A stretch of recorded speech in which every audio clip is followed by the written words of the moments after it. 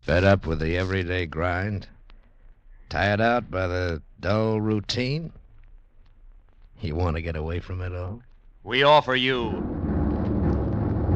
Escape. Escape, designed to free you from the four walls of today for a half hour of high adventure. You are crouched in the middle of an immense hurricane. Houses, animals, trees sweeping past you. And you suddenly realize that you've tampered with the universe, that you're bringing about the destruction of the world.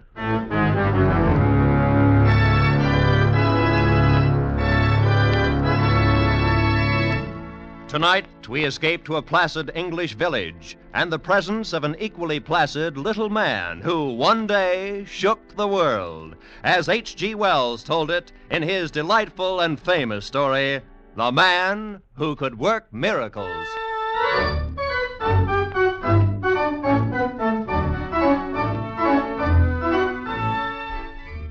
And now, I might say right in the beginning that I ain't the kind of chap who has a naturally argumentative disposition, meaning the kind who's always engaging in hostile discussions with perfect strangers.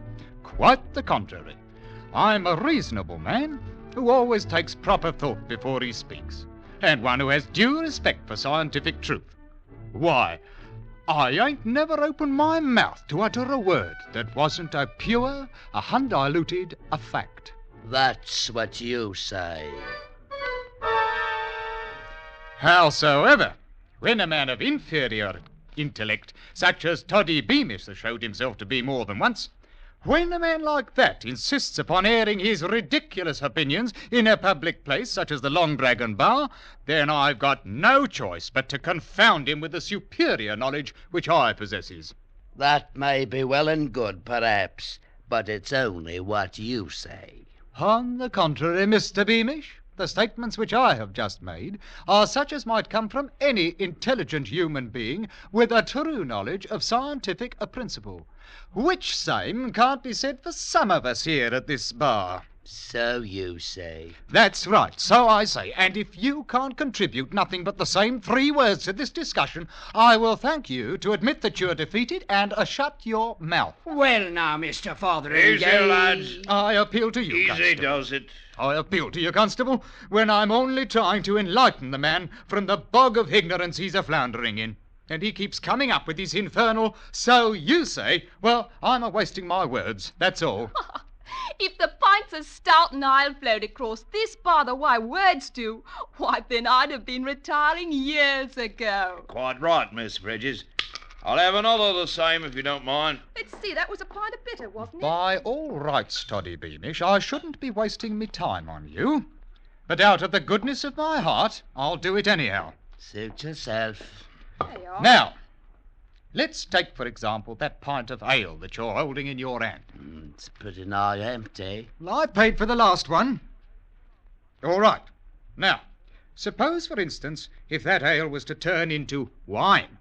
I never cared much for wine. Always liked ale better. Now, if that ale there was to turn into wine, then you'd have a miracle. So you say. So anybody says. Perhaps you ain't even aware of the proper definition of what a miracle is, Mr. Beamish.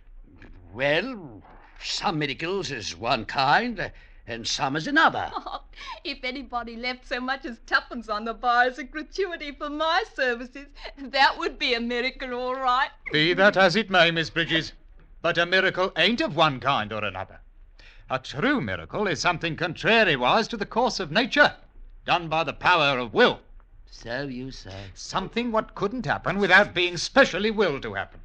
And miracles ain't possible. Easy, lad, easy now. Well, I wouldn't go so far as to say they ain't. It's your ignorance that's talking.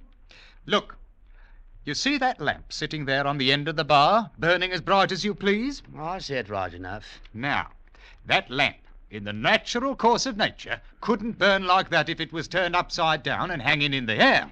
You say it couldn't. Mr. Beamish, do you mean to tell me that you... All right. Maybe it couldn't. And if it did, it'd be a miracle.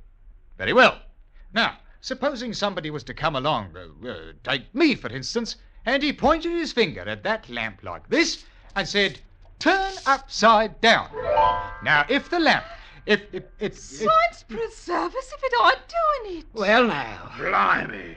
A burning and a hanging there without no visible means of support. I can't keep it up there much longer. Remarkable. Highly remarkable. And now then, Mr. Fotheringay, stop it. Stop it immediately, and that's my official order. Have a care, Constable. Watch out. There it goes.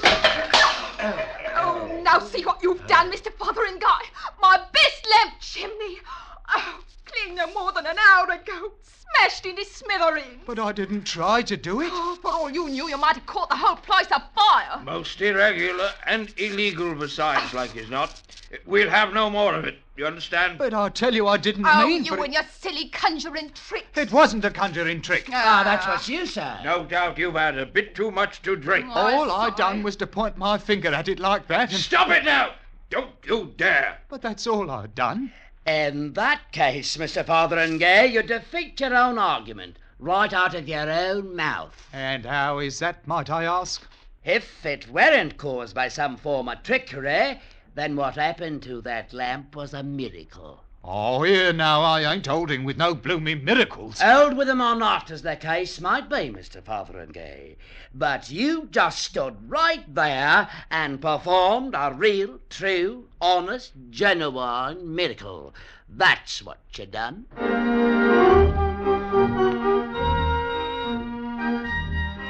It wasn't a matter of being asked to leave the Long Dragon, you understand. I already had my mind set on going anyhow.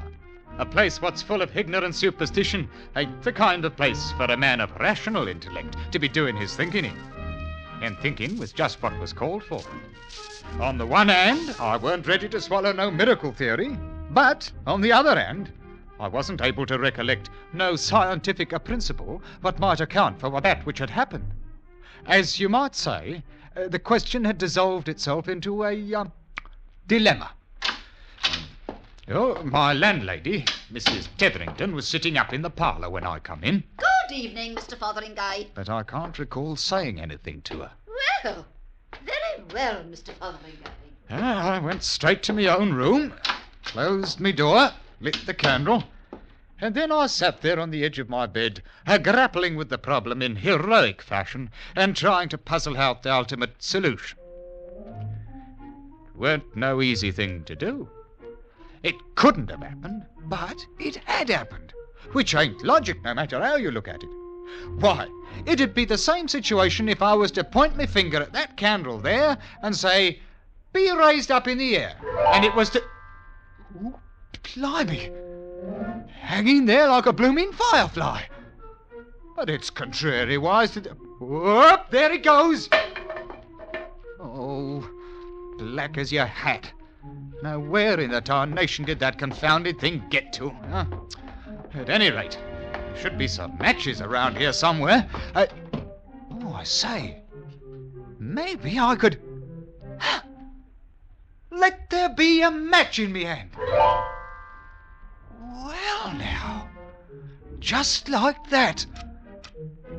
Oh, a safety match. A lot of blooming good that's going to... half a mo now. Maybe I don't need no match. Maybe I could... Candle, wherever you are, be lighted. Oh, here now, not in the middle of my bed. Oh, no, we'll not be having any of that now. Well, come in, it ain't locked. Mr. Fotheringay, might I inquire what's coming off up here? You might inquire, and to blazes with you. Can't you recognise a man who's got his hands full of trouble? Troubles indeed. I'll have you understand. Mr. Fotheringay, why is smoke coming out of that bed? Because it caught on fire, that's why. Oh, me wool comforter with a Noel band in it, and taking lighted candles to bed with you. I am not taking no candles anywhere, and I will thank you to leave me the privacy of my own bedchamber. Well, I never.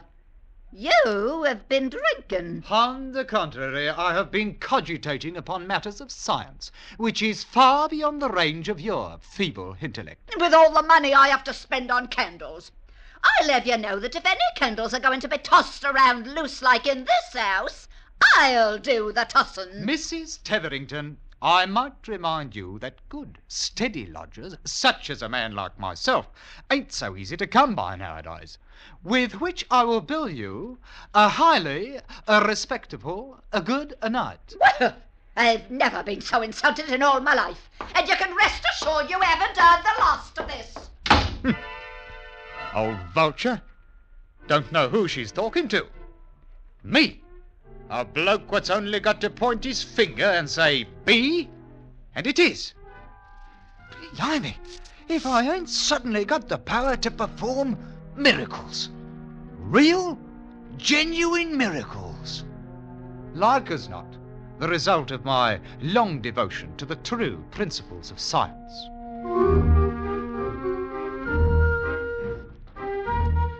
Well, I got through the next day without no trouble, and come evening I went walking down the lane that leads around Millsdale's pond, attempting to put my mental processes into order, as you might say.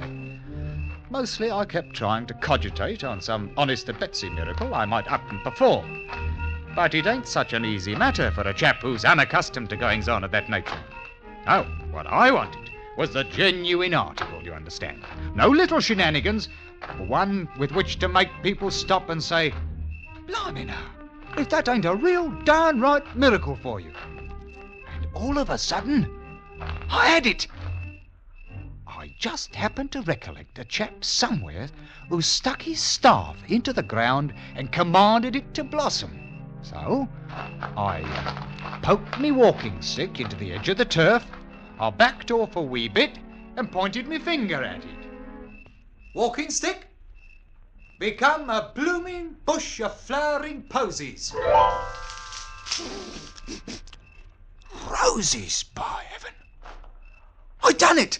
Just like that fella in the opera. Here now, what's going on here? Oh, Constable Winch, confound the man anyhow. Cease and desist whatever it is you're doing in the name of the crowd. Oh, you there, Rosebush, go back now, fast. Have a mind there who it is you're throwing bramble bushes at.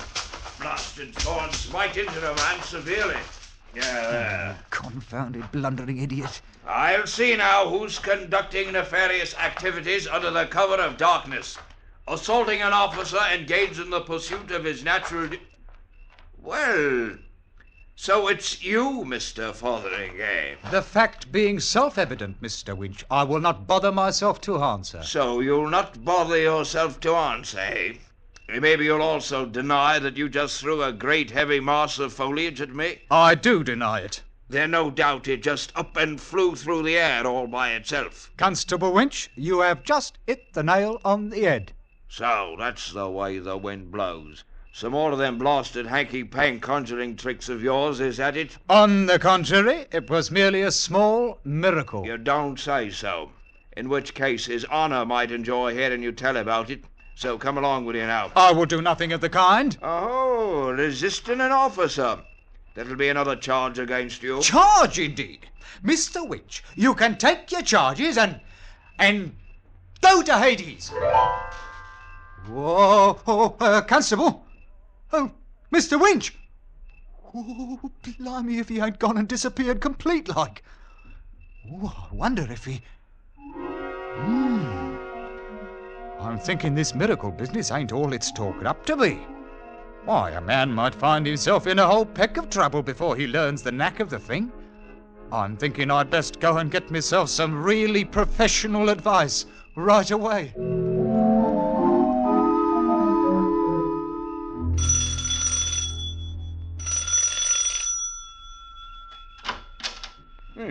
Good evening to you, brother. A very pleasant evening to you. And the same to you with many of them, Mr. Maydig. That is, your reverendship. Oh, no formality now, none at all, no. Just call me Mr. Maydig. Well, now, thank you kindly, your Maydig ship. Won't you step inside? Much obliged to you, Mr. Reverendship. Just follow me now. This way, Mr. I can't say that I caught the name. Fotheringay. George W. Fotheringay. Ah, yes. Not from my parish. Well, yes. I attended services last Christmas. Indeed? Well, so many people did last Christmas. Well, here we are, Mr. Fotheringay. Take a chair. It's Fotheringay. Nice diggings you've got here. Oh, adequate, Mr. Motheringay. Adequate for my simple wants. Yeah, now just feel entirely free to lay your burdens upon my shoulders. Well, the fact is, the matter which I come here to talk about might be considered of a somewhat delicate nature. Oh? Oh, well, think nothing of it. Please, feel free to speak, speak freely. My housekeeper retires very early. Oh no, Your Reverendship, it's nothing like that. Oh, then, what? The subject about which I'm inquiring is miracles. Miracles? Yes, indeed, miracles. Any special kind of miracles? Oh, yes. The kind which I perform myself. Oh, which you perform... I see. And what sort of miracles do you perform? Well, for one thing, I have just finished sending Constable Winch to Hades. Hades? Indeed. Oh, that's very interesting. Well, of course, when I realized what had happened, I had him transferred to San Francisco. Wherever that is. Oh, I'm sure he'll like San Francisco much better. You don't believe me. I can't say that I blame you none either. Well, after all, Mr. Dotheringay... It's Fotheringay. Well, very well. There ain't nothing else to do but for me to go up and perform a few miracles before we go any farther. Well, that's very interesting, I'm sure. Now, you just take that jar of tobacco there on the table, for instance. Suppose I just point my finger at it, like this, and... become a bowl of violets. Yes, indeed, it's very You see, it ain't no tobacco jar no more.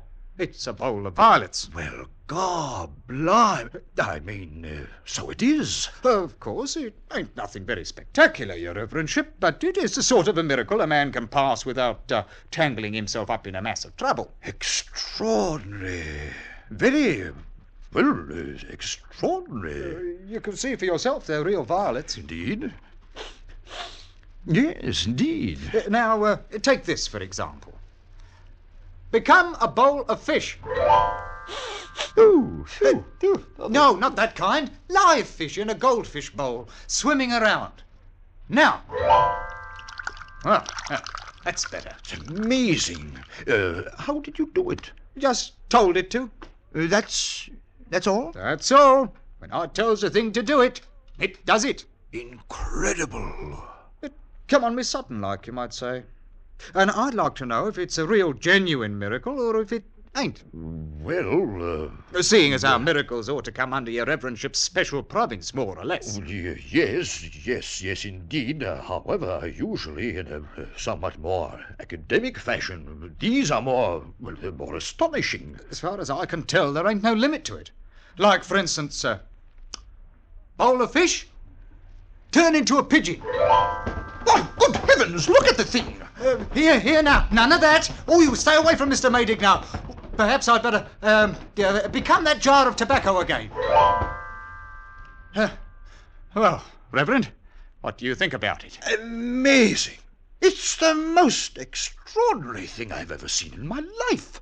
Ever expected to see. No, I've got to think about it, consider the possibilities. Well, I might come back in the morning. Oh, no, wouldn't hear of it. I was about to dine when you rang. I wonder if you'd join me. Of course, I'm afraid there's only cold mutton. Oh, well, now, maybe there's something else you might like better. Oh, anything. Frankly, I've grown to hate the sight of Eh? You don't mean... Why not? Just name it. Pheasant. I haven't tasted pheasant in years. Then now is the time. Let there be a pheasant on the table. No. Not like that. Let it be dead and roasted and ready to eat. Look at it. Oh, it's beautiful. Smells good, too. Maybe we'd best Let there be 2 pheasants. And truffles. Yeah, and truffles. Maybe some oysters. 2 dozen oysters. You better make it 3 dozen. And some cheddar. Oh, we must have some cheddar. A pound of cheddar. And what to drink, Your Reverence? Champagne? Well, I really shouldn't, you know, but, perhaps a small bottle of Moselle? 6 bottles of Moselle, a keg of stout, and a case of champagne.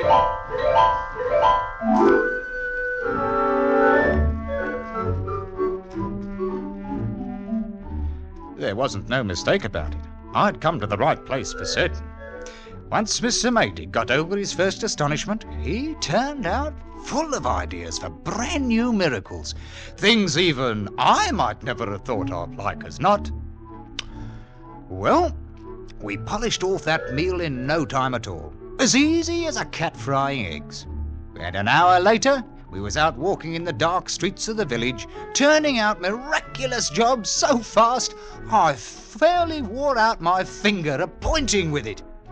I couldn't begin to tell you all the wonderful things we did in a couple of hours. Installed a new railway line, drained Flinders Swamp, turned it into a meadow, cured the vicar's warts, paved all the roads, eliminated taxation, reformed the Lord Mayor, and made all the girls in the village beautiful. These weren't none of your halfpenny miracles. All of these were big. And we went right on turning them out, one every 2 minutes, just as regular as clockwork. By midnight, we passed clean through the village and were walking along the lane by Millsdale's Pond, fairly tired out by all that thinking and pointing and performing of miracles. Mr. Fotheringay, I've just thought of another one. Indeed? And what might it be? The village clock. There in the steeple. Listen to it. It's terrible. True enough. It ain't got a very melodious sound to it. Then let's give them a good clock, eh? A great, rich, booming one. All right, Mr. Maydig. Let that there clock become a genuine London-style cathedral clock.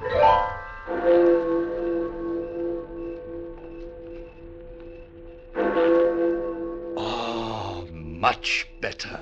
Much better. Oh, the people of this village are going to have a big surprise when they wake up in the morning after all we've done for them tonight. I might say there's 1 or 2 things we've done that I ain't so sure about. Oh? Like turning every drop of alcoholic beverages into plain water, for instance. Oh, it's nothing to worry about, Mr. Fotheringay. You can always turn out a miraculous pint or 2 for your own purposes, and it will reform all the drunkards in the village. Maybe so. At any rate, we might as well wait and see what comes of it. What do we perform next? I really don't know. Can't think of another single miracle that we haven't already. Half a moment, Mr. Maydig. I just thought of one of my own I'd best take care of. Let Constable Winch be right back in San Francisco again. He might be catching a boat or a train or something, you understand? I think the best idea is just to keep sending him back there every once in a while. I doubt you have anything to worry about. San Francisco is some distance away, you know. Oh, is it? Oh, I'm glad to hear it. I keep trying to think of one more miracle. A big one. Something worthy of ending the night with. But I just don't... Oh, well now. Huh? I say, there is one, you know. Such as? You see that moon, Mr. Fotheringay? Naturally. Almost full by the looks of it. You remember Joshua? Joshua? Oh, come off it now. It would be a wondrous thing to see.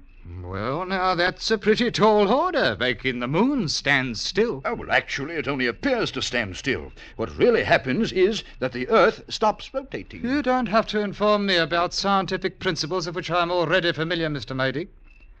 Howsoever, I think we'd best not go monkeying around with the universe. Well, you probably don't have the power to do it anyway. It's really a superior class of miracle, you know. I got the power all right, but I ain't so sure it's a good idea.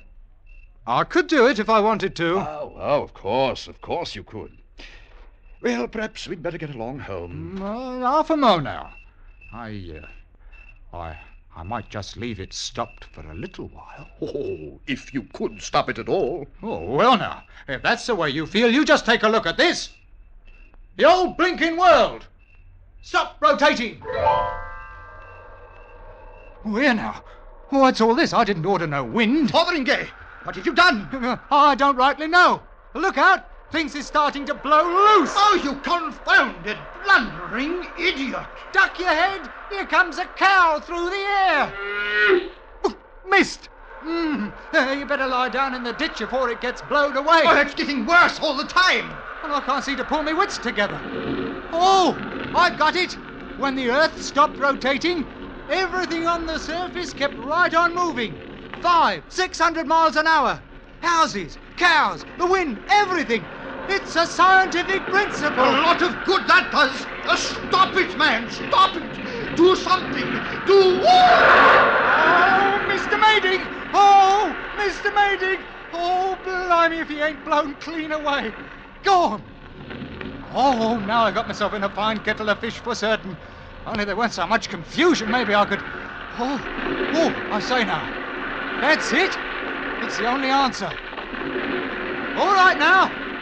Let nothing happen until I say the word go. And when I do, let everything go back exactly like it was just before I turned that blooming lamp upside down in the Long Dragon bar. And at the same time, let me loose this here miraculous power complete-like. Forget all about it. Have you got it now? Everything just as it were? No more miracles, and let me forget the old thing. All right then. Ready? Go!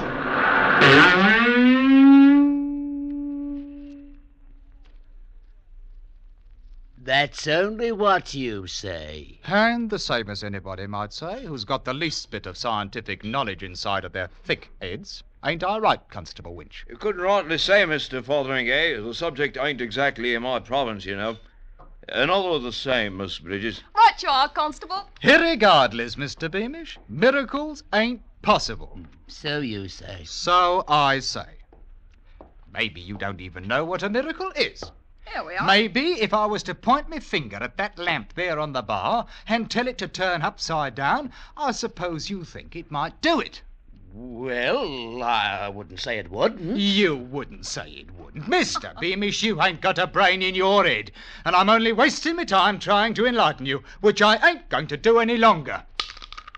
There you are, Miss Bridges. Why, thank you kindly, Mr. Fotheringay. I'll be dropping in again when the place ain't quite so crowded. I bid you all a respectful, a good, a night. Well, Toddy, I'd say you got the best of the argument tonight. I never saw him Glory be, will you take a look at this? What's up, Miss Bridges? Sixpence. He left me a sixpence. Right here on the bar, big as anything. And so he did. The like of it ain't never happened before.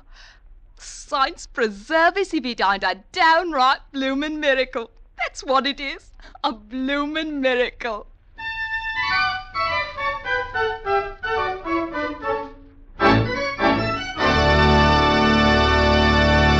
Escape is produced and directed by Norman MacDonald. Tonight we have brought you The Man Who Could Work Miracles by H.G. Wells, adapted for radio by Les Crutchfield, with editorial supervision by John Dunkel. Featured in tonight's story was Ben Wright as Mr. Fotheringay, with John Daner as Mr. Maydig, Wilms Herbert as Totty Beamish, and Jeff Corey as Constable Winch. Eleanor Audley was Mrs. Tetherington, and Constance Cavendish was Bridges. Special music by Ivan Ditmars.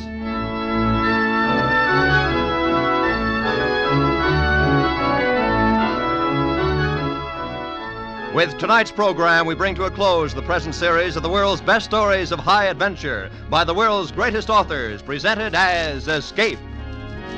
Next week, at this time, Lum and Abner return to the air in a new half-hour program you'll want to hear. Be sure to listen. Roy Rowan speaking for CBS, the Columbia Broadcasting System.